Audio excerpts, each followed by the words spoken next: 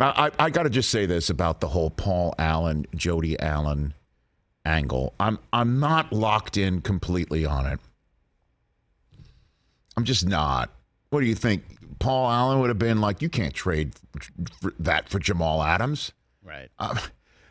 You know, I would assume that he just trusts Pete and John. Here's the story that backs it up. And again, he might have become more involved since this moment. And I'll just say this.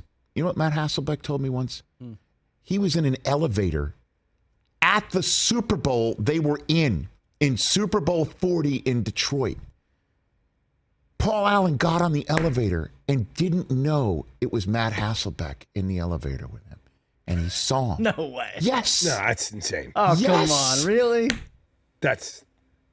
I'm sorry, Matthew, if I just put something out there you didn't want out there. But that's just, he had to, he basically was on the elevator, the owner of the Seahawks in Detroit. And he's in Detroit because this quarterback was playing lights out. And Hey, Mr. Allen. Mike Brown will know that's Joe Burrow on the elevator, right? Stan Kroenke will know that it's 100%. Bob Kraft knows it's Brady on the elevator. I mean, hey Tom, can you hit penthouse for me? Hit the top floor. So I'm not all in on that whole thing in Seattle about Paul Allen would have not. Mr. Allen, Paul Allen would have been locked in, and Jody Allen. Again, Andrew says that the alpha males are in charge, and Jody Allen's not as locked in.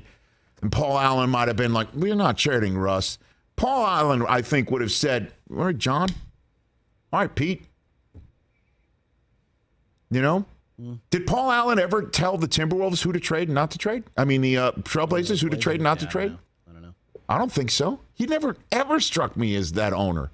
Nope. He struck me as the wealthiest guy in the room with the softest voice that could actually make a difference if he raises his hand and says, hey, I feel this way. I don't know. How instrumental was he in drafting Russell and the Legion of Boom? That was Schneider and Pete. So you're hearing this whole business that these guys are running the team, and they've run it into the ground ever since Paul Allen, may he rest in peace, passed away. I'm not into that one. I just think you got two guys who think they have the plan. They think they know what they're doing. In the last couple of years, stuff didn't work out. And Pete's being blamed for not letting Russ cook. That pisses him off.